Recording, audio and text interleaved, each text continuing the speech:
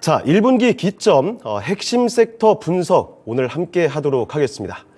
자, 그럼 오늘은요, 더 커넥트머니 박철순 부대표 모시고 이야기를 나눠보도록 하겠습니다. 네, 부대표님 안녕하십니까? 네, 안녕하세요. 네. 먼저 모든 투자자들이 주시를 했던 FOMC 결과가 나왔는데 몇몇 중심 섹터 이야기를 하기 전에 시장부터 좀 돌아보도록 하겠습니다. 오늘 시황에 대한 설명부터 들어보도록 할까요? 일단 오늘 뭐 시장 자체가 그렇게 뭐 강하다고 볼 수는 없잖아요. 예. 뭐 상대적으로 근데 지금 코스닥 관련된 종목들이 워낙 또 잘 가다 보니까 그렇습니다. 네, 지금 코스닥이 상대적으로 코스피보다 훨씬 더 강하게 가고 있는 상태입니다. 예.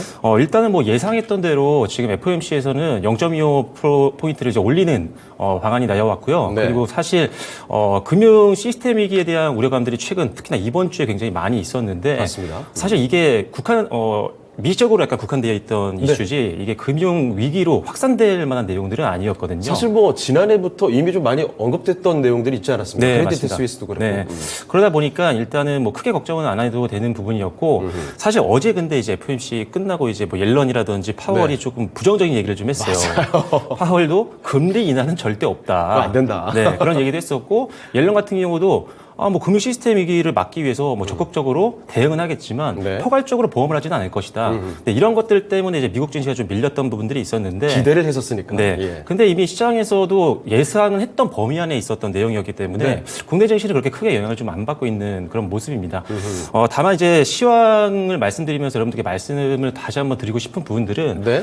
최근에 이 매크로의 어떤 변수들을 우리가 예측을 하면서 시장이 과연 내일 오를까 또는 내려갈까 이런 부분들을 사실 예측을 많이 하려고 노력을 하시는데 네. 저는 약간 큰 의미는 없다라고 봅니다. 의미 없다? 네, 상반기에는 일단 금리를 인상하더라도 어느 정도 예측 범위 내에서 움직일 것 같고요. 네.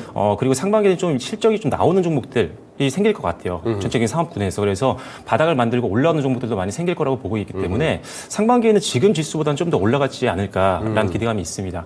다만 이제 지금은 조금 종목에 집중을 좀 하는 게 좋을 것 같아요. 왜냐하면 우리가 보통 탑다운 방식으로 종목을 선별하는 경우도 있고 종목부터 시작해서 바텀업으로 가는 경우도 있는데 그렇죠. 최근에 사실 종목이 잘 가는 경우가 굉장히 많아요. 맞아요. 네. 한번 뭐 뜨면은 정말 많이 고공비행합니다. 네, 그런데 이제 어떤 지금 2차 전지나 AI나 이런 것들은 전체로 다 가잖아요. 지금 그렇습니다. 관련주들이 묶여서 올라가는 네. 판인데 개별적으로 그 종목에 속한 산업이 좀 안 움직여도 예. 개별적으로 가는 종목들의 특징들을 보면 일단 실적이 잘 나오는 것들. 실적. 네, 그래서 일단 변동성이 좀 강할 만한 펀더멘탈을 갖고 있는 기업들이 일단 잘 가고 있고요. 거기다가 일단 실적이라든지 네. 목표가의 어떤 컨센서스가 약간 상향 조정되는 기업들 이런 기업들이 상대적으로 많이 올라가고 있는 편입니다. 아무래도 네. 시장의 변동성이 계속 있다 보니까 투자자분들께서 좀 안전성을 좀 찾는 그런 투자도 많이 되는 것 같아요. 그래서 일단은 종목별로 여러분들이 종목 장세를 감안하셔서 일단 실적이 나오는 종목들 그리고 미국도 이제 실적 발표 시작을 했잖아요. 네.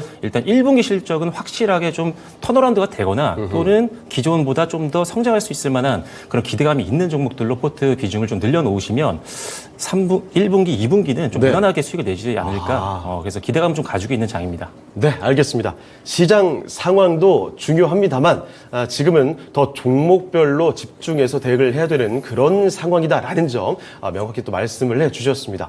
자, 그럼 지금부터는 올해 초 1분기를 빛냈던 시장의 중심 섹터들에 대한 화제로 넘어가 보겠습니다. 역시 그중에서도 이 센터 자리를 차지하고 있는 건 누가 뭐라고 해도 2차 전지가 아닐까 생각이 드는데요. 네, 그렇죠. 자, 부대표님, 1분기 주도 섹터였던 2차 전지 현 시점의 매매 전략 좀 어떻게 해보십니까? 이게 지금 2차 전지가 상상을 초월할 정도로 움직이고 있잖아요. 질주도 지금 멀미가 나요. 지금 네. 보고 계신 이 순간에도 예. 급등하고 있는 종목들이 굉장히 많습니다. 놀라겠습니다, 지금. 네, 셀 기업들도 지금 잘 가고 있고요. 밑에 소부장 기업들도 잘 움직이고 있는데, 예. 그래서 사실 가지고 있는 분들이야 워낙 행복한 고민을 하는 그런 상황이지만, 행복한 불안이죠. 네, 안 가지고 있는 분들은 굉장히 안타까운 상황이죠. 소외감 아마 어마어마할 겁니다. 네, 그렇죠. 네. 그러다 보니까 이제 신규 진입을 할 수 있느냐에 대한 부분들을 궁금해하시는 분들이 굉장히 많을 것 같아요. 네. 개인적으로는 아직도 갈 길은 좀 멀다라고 봅니다. 아, 그래요? 네, 왜냐하면은 일단은 여러분들이 주식을 할 때 우리가 항상 보는 포인트가 안전성, 네. 그다음에 기대감이잖아요. 성장에 대한 기대감이 그렇죠. 맞물려야지 주가도 잘 가고 네. 변동성도 좀 적게 그래서 안정적인 수익으로 이어질 수가 있는데 예. 모든 섹터들 중에 사실 2차전지만큼 지금 실적이 고성장하고 있고 네. 그다음에 앞으로도 시장이 더 성장할 것이라는 거에 대해서 의심의 여지가 없는 섹터가 네. 거의 없거든요. 맞아. 대체할 만한 이렇게 성장이 확실하다 싶은 게 사실 눈에 띄질 않습니다. 그렇죠. 그러다 보니까 그런 면에서 봤을 때 2차전지 아직도 올라갈 수 있는 여지는 충분히 남아있다고 보고 네. 다만 이제 소재주 같은 경우는 좀 급등 나온 종목들이 굉장히 많아요. 정말 많이 올랐습니다. 네, 그래서 네. 신규 진입하시는 분들은 자칫 비중을 많이 처음부터 실게 되면은 네. 바로 또 타이밍이 어긋나면서 손실로 갈 수가 있거든요. 내려갈 때 또 급격하게 내려갈 네. 수 있으니. 그래서 일단 신규 진입을 하려고 하시는 분들은 소재주 같은 경우는 일단 눌림목에서 한번 공략을 하시는 전략, 그 다음에 지금 나는 사고 싶다라고 하신다면 철저하게 4분할 이상으로 분할 매수를 하셔야지 혹시 모를 변동성에 여러분들이 크게 휘둘리지 않을 수가 있습니다. 그래서 네. 분할 매수 절대적으로 여러분들 챙기셔야 되고 그다음에 실적은 당연히 나와야겠죠. 네. 그리고 순환배를 고려해서 상대적으로 덜 올라간 2차전지 종목들, 소재들을 네. 보시는 게 좋겠고 그거보다 조금 더 안전성을 찾고 싶다. 그러면 이제 소부장 기업들 중에는 네. 아무래도 장비주들이 조금 덜 갔습니다. 장비주가 사실 소재에 비해서 너무 소외됐어요. 그렇죠. 지금까지. 개인적으로 장비주 같이 네. 좀 안정성을 가지고 있고 실적이 눈으로 확인되는 종목들을 좋아하는 편인데 실제 지금 장비주들은 수주 잔고가 쌓이는 기업들이 굉장히 많거든요. 네. 아시다시피 수주 잔고는 실적으로 직결되는 굉장히 중요한 포인트입니다. 그래서 여러분들이 이런 실적이 확실히 눈으로 확인되고 지금 상대적으로 소재 대비 좀 저평가된 종목들을 찾으신다면 그리고 좀 더 나는 좀 넣어놓고 좀 진득하니 좀 보고 싶다라고 하신다면 장비주를 좀 보시는 게 좋을 것 같습니다. 알겠습니다. 2차전지의 매매 전략 들어보니까 저도 모르게 미소가 나옵니다. 아, 정말 날아가고 또 날아갔는데 아직도 갈 길은 남아있다라는 의견을 말씀을 해주셨어요. 소재주 특히 정말 대단한 상승이 나온 거 오늘도 당장 확인이 되고 있죠. 자, 그런데 아직 갈 길이 있고 다만 여기서 또 같이 따라가고 무턱대고 가게 되면 잘못하면은 고생할 수 있는 변수가 있으니 눌림목을 좀 공략을 해야 된다라는 점 말씀해 주셨고 상대적으로 저평가된 장비주 쪽으로 시선을 조금 옮겨보는 것도 하나의 대안이 될 것 같습니다. 참고를 해보시고요. 자, 그러면 조금 더 구체적으로 소재와 또 장비주 중에 관심 가질 만한 기업 콕 집어서 설명 부탁드릴 수 있을까요? 일단 소재주 같은 경우는 역시나 지금 양극재 기업들이 강세가 강합니다. 지금. 무섭습니다. 네, 에코프로비엠도 지금 계속 오르고 있고요. 어떻게 이렇게 또 올라가죠? 네, 포스코 케미칼도 계속 올라가고 있고. 덩치가 작은 기업도 아니고요. 네, LNF도 좋은 흐름들 나오고 있는데 네. 일단 소재주 중에서는 일단 이 셋이 앞으로도 계속 좀 갈 수 있을 만한 여지는 있지만 역시나 중간에 차익 매물이 나오면 꺾일 수밖에 없거든요. 네네. 그래서 약간 조금은 저평가된 종목을 고르자면 저는 소재주 중에는 LNF를 좀 보고 있습니다. LNF요? 네. 사실 세 회사 모두 다 올해 실적 전망은 굉장히 좋습니다. 네. 증권사에서 나오고 있는 가이던스를 보더라도 실적에 대한 컨센서스는 굉장히 좋아요. 한 3천억 원대 중후반부터 시작해서 한 6천억 원대까지 나오고 있는데 LNF 같은 경우는 사실 중간 정도 갈 것 같아요. 네. 3사 중에는 그래도 꼴찌는 아니고 네. 실적, 특히나 영업이익 기준으로 봤을 때 중간 정도는 갈 수 있을 것으로 보고 있기 그럼 때문에 이거 상대적으로 안정이라는 키워드와도 같이 볼 그렇죠. 수 있지 않을까요? 네, 실적은 중간인데 이 3사 중에는 사실 두 회사 대비했을 때 시총이 굉장히 작습니다. 네. 예를 들어서 지금 급등이 나오고 있어서 제가 시총을 확인을 못했지만 에코프로비엠 같은 경우는 한 20조가 넘죠. 예. 그리고 포스코 케미칼 같은 경우는 한 19조, 네. 오늘 20조 됐을 수도 있어요. 네. 그리고 LNF는 그런데 실적은 내년에 올해 좀 비슷하게 나올 것 같지만 8조밖에 안 됩니다. 이 차이가 꽤 커요. 네, 그래서 지금 상대적으로 그 3사 중에 나머지 두 개에 비해서 지금 절반도 안 되는 시총을 갖고 있다는 거죠. 네. 그래서 사실 에코프로비엠과 포스코케미칼의 어떤 가치 평가를 그대로 물려받는다라고 한다면 사실 지금 굉장히 저평가라고 볼 수도 있는 거죠. 네. 그래서 조금 더 소재주를 공략하고 싶으신 분들 중에 난 좀 더 중장기로 한번 보겠다라고 한다면 상대적으로 비슷한 실적이 전망되고 하지만 시총과 주가는 절반 수준에 있는 LNF를 좀 보시는 게 좋을 것 같습니다. 네. 자, 그럼 장비 쪽으로는 어떻게 볼까요? 네, 장비주들은 사실 지금 저평가된 종목들이 굉장히 많이 있습니다. 네. 그래서 여러분들이 일단은 선별하실 때는 수주 잔고가 쌓이고 있는지 여러분들이 그 종목을 검색하고 들어가셔서 공시를 꼭 보셔야 돼요. 그러면 이제 공급 계약 공시 같은 것들이 나오거든요. 네. 아니면 사업 보고서나 뭐 직전 분기 보고서 이런 것들 보시면 수주 잔고를 여러분들이 체크를 할 수가 있습니다. 그래서 수주 잔고가 계속 쌓이고 있는 기업들, 이런 기업들은 결국 그게 실적으로 이동이 되는 거거든요. 그렇죠. 그래서 그런 부분들이 굉장히 안전성을 보장을 해주기 때문에 일단은 장비주 일단 관심이 필요할 것 같고요. 네. 그 중에는 개인적으로는 근데 이것도 오늘 좀 올랐는데 제가 이거 사실 방송 내용을 어제 준비를 했던 건데 맞아요. 네네. 이게 장중에서 올라버렸습니다. 그래서 TSI라는 회사를 좀 보고 있긴 합니다. 믹싱 전문 기업이고요. 뭐 네. 우리가 믹싱 구간에서 보면 도전제, 활물질, 뭐 용매 이런 것들을 믹스하는 그런 장비예요. 네. 그래서 어떻게 보면은 2차 전지 배터리 공정에서 가장 앞단에 있는 공정이라고 말씀드릴 수가 있고요.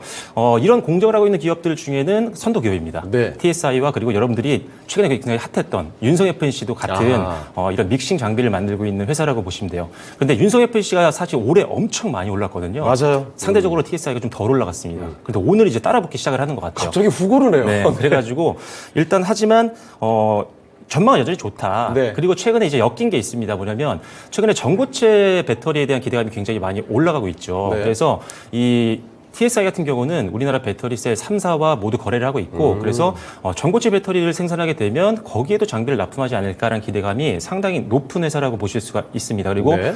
실적도 굉장히 잘 나오고 있는 기업이고요. 작년에 이제 흑자 전환을 했고 올해부터 이제 본격적인 실적을 쌓아가는 그런 형태가 나올 수 있을 걸로 보고 있습니다. 그래서 TSI 오늘은 급등해서 좀 약간 눌림을 좀 기다리시는 게 좋을 것 같고요. 네. 일단 중장기로는 상당히 좋은 기업이니까 앞으로 여러분들이 관심 종목에 넣어 놓으시고 앞으로의 추이 한번 지켜보시면 좋을 것 같습니다.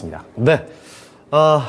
공교롭게도 박철수 부대표와 방송 관련 이 시간에 말씀해 주시는 종목들이 급격히 상승을 하고 있습니다. 그런데 지금 이게 상승하는 흐름 따라서 억지로 끼워 맞춘 게 아니고요. 미리 이렇게 사실 저희가 이야기를 다 나눴던 얘기인데 오늘 엄청난 상승이 나오고 있네요. LNF와 TSI 각각 소재와 장비의 대표적인 관심주로 언급을 또 해 주셨습니다. LNF, 에코프로비엠이나 포스코케미카 워낙 또 잘 가는 종목들인데 이런 종목들에 비해 상대적인 저평가라는 거죠. 실적은 만만치가 않은데 시총은 지금 확연히 낮은 상황이기 때문에 상대적으로 저평가 매력이 있다라는 측면이고요. 2차전지 장비 쪽으로 눈길을 주면 좋겠다라는 말씀도 해주셨는데 그중에서 TSI를 꼽아주셨습니다. 수주 잔고 같은 것들 뭐 체크를 해야 된다고 말씀해 주셨거든요. 국내 배터리 3사에 모두 납품하는 바로 이 회사 주목을 해보면 좋을 것 같습니다. TSI 장비 관심주로서 언급을 해드렸습니다. 참고해 보시고요. 자, 그렇게 지금 소재와 장비에 대한 이야기를 말씀드렸는데 무엇보다 사실 요새 이 폐배터리 쪽에 대한 기대감이 굉장히 높아지고 있습니다. 폐배터리에 대한 이야기도 나눠보도록 하죠. 자, 현재는 일단 이 폐배터리 기대감만 있는 분야가 아닐까 싶기도 한데 네. 어떻게 보십니까? 제가 사실 작년에 가장 많이 이제 기업 탐방을 갔던 데 중에 하나가 네. 이런 폐배터리 관련된 회사였습니다. 아하. 왜냐하면 많은 분들이 기대감이 있는 건 안다. 네. 미래에 분명히 폐배터리는 엄청나게 성장할 것이다라고 네. 알고 계세요. 시장 뭐 규모가 네. 몇 조, 몇십 조, 몇백 조 그렇죠, 얘기 그렇죠. 나오더라고요. 근데 이제 문제가 뭐냐면 지금은 사실 폐배터리가 많이 안 나오고 있는 거 아니냐. 네. 왜냐면 전기차가 지금 폐차되는 단계가 아니기 때문에. 이제서야 아직 뭐 내연기관 제낄 일도 많이 남았는데. 네, 그렇죠. 실제로 지금 테슬라에서 가장 먼저 나왔던 모델 같은 경우가 이제 조금씩 나오기 시작했거든요. 네네. 이제 폐차들이. 어허. 그런데 사실 이 폐배터리 사업은요, 당연히 나중에는 전기차가 폐차가 되고 거기서 남은 폐배터리를 활용해서 거기서 유의미한 핵심 광물들을 재활용하는 그런 단계로 가겠지만 네. 지금은 사실 그게 원재료는 아닙니다. 메인 원재료는 아니고요. 사실 우리가 배터리를 만들 때 보면은 스크랩이라고 해서 부산물들이 나와요. 네. 그 안에도 이런 핵심 광물들이 섞여 있거든요. 네. 다시 한번 그거를 정제를 통해서 뽑아내는 겁니다. 그래서 그걸 다시 활용하는 게 지금 현재의 폐배터리 회사들이 하고 있는 그런 상황이고요. 네. 그래서 일단 원재료는 충분하다 아직도. 네. 그런데 앞으로 이 폐배터리가 실제로 나오기 시작하는 본격적으로 나오는 시작하는 그 시기가 되면요. 폭발적으로 성장할 수 있다는 폭발적으로. 거죠. 네, 지금도 충분히 원재료는 충분하다. 그런데 폐배터리가 많이 나오기 시작하면 더 크게 성장할 수 있는 시장이다. 그러다 보니까 이제 전 세계에 있는 모든 국가들이 네. 폐배터리 관련된 정책들을 내놓고 있는 그렇습니다. 네, 그런 상황이고요. 그리고 글로벌 주요 기업들, 우리나라 대기업들도 마찬가지죠. 네. 이 리사이클링 사업에 지금 집중을 안 하고 있는 기업들이 거의 없습니다. 왜냐하면 이거를 놓치면 안 되거든요, 사실. 네. 특히나 우리나라 같은 경우는 2차전지 산업이 굉장히 크잖아요. 그렇죠. 전 세계를 거의 뭐 선도하는 기업들이 굉장히 많기 때문에 연결고리가 되게 좋아요. 이게 네. 시너지가 날 수 있는 구조이기 때문에 폐배터리 쪽은 엄청나게 앞으로도 투자를 좀 할 것 같습니다. 네.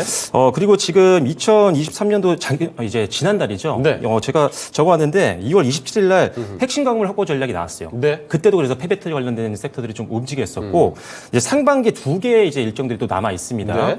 이제 제자원화 산업 활성화 로드맵이 나올 것으로 지금 예상을 하고 있고요. 그 다음에 때문에 사용후 배터리 통합관리 체계 구축 방안이 상반기에 나올 것 같아요. 네, 사실 이런 뉴스 하나 나올 때 정말 급등세를 보여주잖아요. 그렇죠. 예. 거기다 이게 그냥 뉴스가 아니고 네. 정책에 대한 뉴스인데 정책은 사실 어떤 섹터라든지 주가에 대한 개별 주가를 끌어올릴 수 있는 가장 대표적인 호재 중에 하나이기 때문에 그렇습니다. 정책에 맞서지 말라는 것도 있잖아요.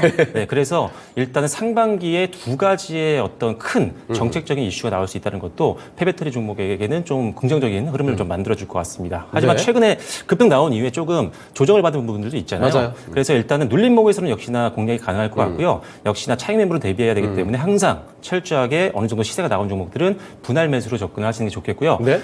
최근에 많이 계속 올랐던 대표 종목들, 뭐 성일하이텍이나 세비캠이나 이런 기업들이 괜히 오른 건 아니거든요. 네. 가장 사업성이 구체화되어 있고 성장에 대한 기대감이 가장 높기 때문에 올랐던 거니까요. 막연한 기대감으로 볼 수는 없겠군요. 네, 그렇습니다. 그래서 성일하이텍, 세비캠, 거기에 추가적으로 뭐 하나기술 정도, 하나기술. 이 정도를 한번 앞으로 꾸준히 보시면서 눌림목도 한번 공략해 보시고 올라타시려면 네. 역시나 철저히 분할 매수로 대응을 해보시면 폐배터리도 단기로도 수익 가능하지만 네. 중장기로 꼭 봐야 되는 산업이다. 아직 성장 초기 단계이기 때문에 예전 전기차 섹터를 그렇죠. 생각하시면 됩니다. 네, 그래서 알겠습니다. 앞으로 보시면 좋겠습니다. 예.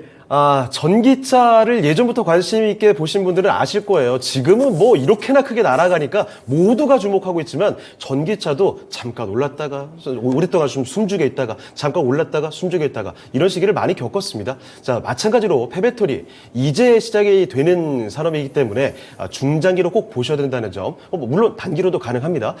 이쪽은 사실 너무 중요한 분야라서 미국 IRA 법안 그리고 바로 어제 저희 이 시간에도 이야기했던 유럽의 뭐 CRMA 법안 이런 데서 모두 다루고 있는 분야라고 볼 수가 있겠죠. 정말 앞으로 조금 성장 정도가 아닙니다. 폭발적으로 성장할 것이 눈에 보이는 산업이라는 점을 꼭 기억을 해두시고요. 정책적인 지원 기대감도 상당히 작용이 되고 있습니다. 유망 종목들도 같이 언급해 주셨는데 긴 관점에서 눈여겨보시면 꼭 수익을 줄 만한 섹터가 아닌가 생각이 드네요. 자, 그리고 2차 전지 관련된 얘기를 많이 좀 말씀드렸습니다만 특히 요즘에 또 빛나는 이 섹터에 대한 이야기도 빼놓을 수가 없습니다. 바로 로봇이죠. 이거 오늘도 뭐 뉴로메카 이런 종목들 흐름 상당히 좋게 나오고 있는데 자, 부 대표님, 로봇주의 급등세가 생각보다 꽤나 지속이 되고 있는 것 같습니다. 네. 지금도 늦지 않았습니까? 저는 예. 늦지 않았다고 생각합니다. 늦지 않았다. 네, 왜냐면은 사실 올해 들어서 가장 많이 올랐던 섹터가 네. 뭐 2차 전지도 있었지만 개인적으로는 개인적인 게 아니죠. 네. 실제로 로봇주가 제일 많이 올랐던 것 같아요. 이거 뭐 툭 치면 그냥 네. 뭐 배 단위로.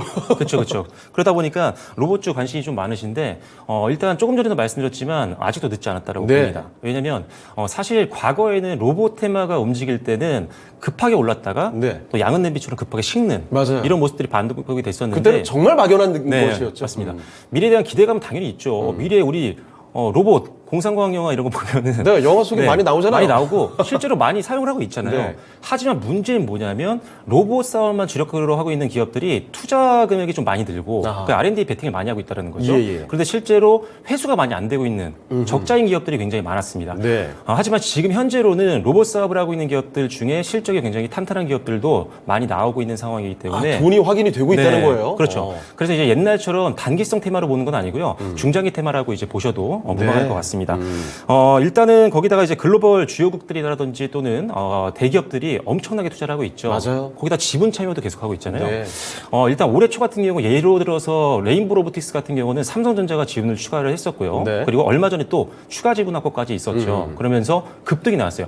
작년 대비해서 거의 500% 이상 올랐거든요. 정말 고점 기준으로. 정말 무서울 정도로 올랐습니다. 네, 엄청 올랐습니다. 그만큼 일단은 기업들이 적극적으로 이 로봇 사업을 키우기 위해서 이런 로봇 관련된 기업들의 지분 참여까지 하고 있다는 거죠. 예. 이런 부분들은 분명히 이 전체 섹터에 힘을 실어줄 수 있는 부분이긴 합니다. 그래서 이런 부분들이 과거와는 좀 다른 차별점이라고 보시면 될 것 같고요. 네. 그리고 이제 사실 과거에는 로봇 기업들, 투자할 만한 기업들이 그렇게 많지가 않았어요. 네. 그런데 상장을 많이 했습니다. 뭐 뉴로메카라든지 SBB테크 뭐 감속기 만드는 회사인데 네. 이런 기업들이 상장이 되니까 우리가 사실 투자할 만한 회사들이 많이 상장이 되니까 네. 더 관심을 갖게 되고 그리고 투자도 이제 분산 투자도 가능하고 그렇죠. 이것도 찾아볼까? 네. 저것도 찾아볼까? 그렇죠. 그래서 이제 여러 가지 면에서 사실 로봇주를 투자하기도 굉장히 좋아졌습니다. 상황이. 예. 그래서 굉장히 지금 이슈가 될 수밖에 없는 거고 거기다가 사실 로봇 로봇주 같은 경우는 사실 과거에는 ETF 상품이 없었어요. 네, 네. 그래서 상장지수 펀드가 없었는데 지금은 생겼죠. 그게 왜 그러냐면 앞서 말씀드린 것처럼 실적이 나오고 있고 이제 눈에 보이는 것들이 있기 때문에 네. 금융 상품으로 만들어도 충분히 투자 가치가 있다라는 아하. 거죠. 수요도 분명히 있을 거고. 예. 그러니까 이제 운영사에서 ETF를 만들었다라고 저는 생각을 하고 있습니다. 그래서 일단 ETF 상품이 만들어졌다는 것도 이제 금융업계에서도 로봇 산업을 이제 단순 테마로 보는 게 아니라 중장기 테마를 보고 있다라고 평가를 하고 있는 거겠죠. 예. 자, 그래서 이런 부분이 좋은데 다만 이제 문제는 많이 올랐다라는 거잖아요. 많이 올랐습니다, 정말. 시가총액이 네. 어마어마하게 올랐습니다. 올해 들어서. 그런데 그래서 이제 밸류에이션 부담이 좀 있어서 지금 접근이 좀 어려운 것들이 분명히 있죠. 네네. 그래서 어떻게 보면 앞서 지금 2차전지 섹터를 말씀드린 거랑 동일한 전략이라고 보시면 될 것 같아요. 네. 너무 오른 종목 올라타신다면 당연히 철저하게 여러 군데 걸쳐서 분할 매수로 들어가시는 게 좋을 것 같고요. 그리고 역시나 눌림목을 공략하면서 들어가는 거는 충분하다라고 생각을 합니다. 그리고 네. 당연히 저평가 종목들을 보셔야겠죠. 로봇 주류 중에 실적 대비 상대적으로 주가가 좀 덜 오른 종목들이 굉장히 많이 있어요. 네. 그래서 그런 종목들을 비중을 좀 늘리고 급등했던 종목들은 좀 눌림 나오면 비중을 좀 줄이는 전략.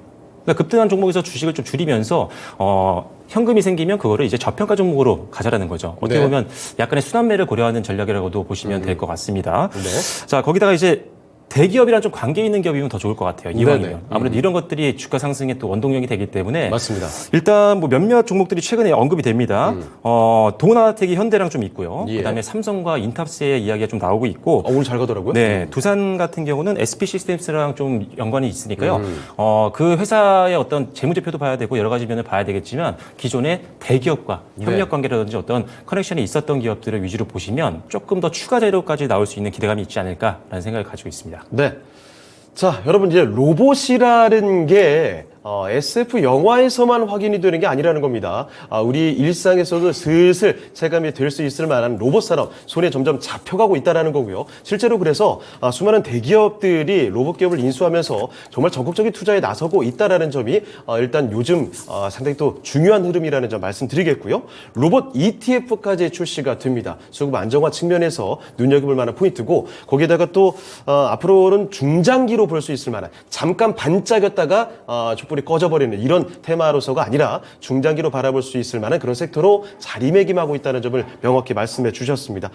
그렇지만 주가가 좀 많이 올랐어요. 그래서 저평가된 기업을 찾아서 순환매를 고려한 전략적인 대응이 반드시 필요하다는 점도 같이 설명을 해 주셨습니다. 자, 그럼 부 대표님, 로봇주 정말 많이 오른 종목이 굉장히 많고 이제 뭘 봐야 될까를 다들 기대하실 것 같은데 네. 순환매를 고려해서 관심 있게 볼 만한 기업 하나 좀 꼽아 주실까요? 저는 개인적으로 네. 지금 한 5%대 오늘 상승하고 있는 모습인데 예. 뭐 로봇주들이 잘 갔으니까요. 근데 인탑스라는 기업을 좀 보고 있습니다. 인탑스. 네, 일단 오늘 급등하는 로봇주 중에보다는 좀 덜 오르긴 했어요. 예. 좋게 보는 이유를 말씀드리기 전에 먼저 회사를 간단하게 말씀드리면 네네. 이 회사는 사실 IT 기기를 만드는 회사라고 보시면 됩니다. 그래서 삼성전자의 갤럭시 A 그리고 갤럭시 M과 같은 시리즈를 만들고 있는 대표 기업이고요. 네. 삼성전자를 주 고객사로 갖고 있고 고객사들 중에 그러니까 협력 관계에 있는 기업들 중에는 시장 점유율이 1위인 기업이기도 합니다. 그래서 굉장히 이 기본 산업 자체가 사업 예. 자체가 캐시카우 역할을 제대로 해주고 있거든요. 네. 그래서 실적이 굉장히 잘 나오고 있는 기업입니다. 거기에 이제 로봇 관련된 테마까지 붙기 시작을 했는데 네. 사실 이 회사가 이 베어 로보틱스라고 하는 미국 회사의 독점 생산을 하고 있어요. 네. 그래서 일단 로봇 사업을 이미 하고 있는 회사기도 하고요. 삼성전자가 지금 웨어러블 디바이스에 대한 출시 예정이 지금 되어 있는 상태입니다. 그래서 이 제품에 대한 생산을 맡는 기업이 과연 어딜까? 시장에 관심이 모이고 있는데 네네. 뭐 정해진 건 아닙니다. 근데 하지만 그림이 약간 좀 그려지기도 하네요. 인탑스가 확률이 좀 있어요. 네. 왜냐하면 일단 대량 생산할 수 있는 생산 라인을 유일하게 보유하고 있는 기업이고요. 유일하게? 네, 생산 기반 자체도 구미 공장이 좀 완성이 되어 있는 상태입니다. 아하. 거기다가 사실 이 웨어러블 디바이스 초기 연구 단계부터 인탑스와 삼성이 이제 같이 협력 관계가 있었거든요. 네. 그래서 이랬던 과거 전례가 있었기 때문에 아하. 전부 뭐 독점까지는 아니더라도 네. 어느 정도 일부분은 인탑스가 어느 정도 수주를 받지 않을까라는 기대감이 있습니다. 그래서 삼성 웨어러블 디바이스에 대한 어떤 기대감 섞인 종목을 찾으신다면 인탑스를 보시는 게 좋을 것 같고요. 그리고 네. 가장 좋게 보는 이유는 항상 제가 어떤 테마를 그렇게 좋아하진 않아요. 네. 안정성이 가장 중요한데 굉장히 쌉니다. 네, 싸다. 쌉니다. 오늘 올라봤자다. 네. 왜냐하면은 지금 현재 이 회사의 아까 기본 사업, IT 기기 사업이 워낙 잘 되기 때문에 네. 작년에 전체 영업이익이 재작년 대비했을 때 무려 영업이익이 60% 이상 성장을 했습니다. 굉장히 크게 고성장한 거죠. 그런데 거기에 지금 로봇 테마가 붙는 중이잖아요. 네네. 그런데도 지금 PER이 6배밖에 안 된다라는 거죠. 굉장히 저렴합니다. 네. 그래서 다른 급등했던 로봇주의 가치 평가를 받았던 부분 정도가 그거의 반의 반만 붙더라도 네. 사실 지금 반의 주가는 굉장히 저가에 살 수 있는 기회라고 봅니다. 물론 오늘 그래도 오르면서 전고점까지 좀 올라온 상태이기 때문에 단기 투자 관점에서 당연히 여러분들이 리스크를 감수를 하셔야 됩니다. 예. 그래서 뭐 분할 매수라든지 이런 것들을 충분히 전략을 고수를 하셔야 되고 다만 중장기 베팅하는 로봇주를 찾는다면 당연히 지금 펀더멘탈 대비 실적 전망 대비했을 때 저평가 구간에 있는 인탑스를 보시는 게 숫자적으로 봤을 때는 네. 맞다라는 평가입니다. 저 개인적으로. 네, 알겠습니다. 자, 로봇 관련주 정말 여러 개 있는데요. 그 중에서도 인탑스 꼽아 주셨습니다. 삼성과의 협력 관계, 거기에다가 너무 싸요. 너무 싸다는 숫자를 설명을 해주셨습니다. 오늘 여러분 뭐 차트만 슬쩍 보시기에 많이 오른 거 아닌가 생각하실 수도 있을 텐데 너무나 저평가되어 있다라는 점. 그래서 뭐 단기 좀 급등에 따른 부담도 있을지 모르겠으나 중장기로 봤을 때는 인탑스 정말 꼭 봐야 되는 종목이다라는 점 강조해 주셨네요. 자, 그리고 로봇 얘기 뭐 실컷 했습니다만 좀 더 중요한 많이 기다리실 만한 얘기가 또 준비가 되어 있습니다. 올해 1분기에 이 반도체 섹터도 꼭 짚고 넘어가야 되겠죠. 바닥 찍었다라는 말을 있었고 상승 기대감이 그런데 좀 부진한 상황이었습니다. 그러다가 최근에 일이 하나 터졌죠. 이 삼성전자, 용인 반도체 클러스터 이 발표에 따라서 관련주들 뭐 반도체 관련 종목들이 급등하는 모습 나타나기도 했습니다. 하지만 뭐 지금까지 떨어졌던 데에 비하면 상승이 좀 아직 목마르거든요. 반도체 귀환을 기대하는 분들이 너무나 많을 텐데 하지만 또 업계에서는 2, 3분기 정도의 반도체 업황 바닥론 이것도 솔솔 좀 일고 있다고 합니다. 그 이유를 좀 분석해 보도록 할까요? 지금 일단은 우리가 반도체 업황을 이제 예측하는 주요 지표 중에 하나가 디램 가격이잖아요. 네. 디램 가격이 계속 하락을 하고 있는데 아무래도 이제 수요와 공급의 원리에 의해서 어쩔 수 없는 상황이에요. 그런데 일단은 2, 3분기에 디램 가격이 거의 하향 조정되지 않을까라는 업계 전망들이 계속 나오고 있는 상태입니다. 예. 조금 더 추가 하락할 수 있는 가능성이 없진 않아요. 네. 하지만 빠진다고 하더라도 지금처럼 가파른 상승 곡선으로 빠질 것 같지는 하락 곡선으로 빠질 것 같지는 않고요. 예. 하락은 좀 제한되지 않을까. 그래서 분명히 한 2, 3분기에는 이제 바닥을 좀 만들면서 디램 가격도 반등하는 모습을 보일 것 같아요. 그리고 이런 어떤 지표들이라든지 어떤 미래의 기대감들 이런 것들이 선반영되는 게 주식이다 보니까 이런 바닥론이 나오기 시작하고 그다음에 업황 턴어라운드에 대한 기대감이 나오면 주가는 좀 더 빠르게 움직일 겁니다. 네. 거기다가 사실 지금 앞서 말씀해 주신 용인 이 클러스터 네. 이 관련된 내용들이 이슈가 되면서 네. 반도체 종목들이 많이 올라줬는데 이게 또 세계 최대 규모예요. 맞아요. 근데 이게 지금 업황에 대한 기대감이 전혀 없다면 네. 투자를 할까요? 그렇죠. 네.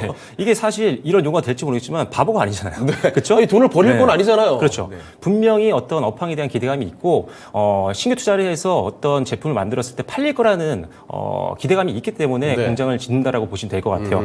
자, 거기다가 지금 그 3월 22일이었죠. 이번 주였습니다. 예. K칩스톱이 나오면서 기대감이 좀 높아졌어요. 그래서 세액공제 기준이 좀 높아졌죠. 그렇죠. 대형주라든지 중견기업 같은 경우는 지금 8%에서 15%로 공제율이 높아졌고요. 그리고 중소기업 같은 경우는 사실 25%까지 올라가면서 약간은 숨통이 좀 트이는 모습들이 정책적으로 나왔습니다. 네.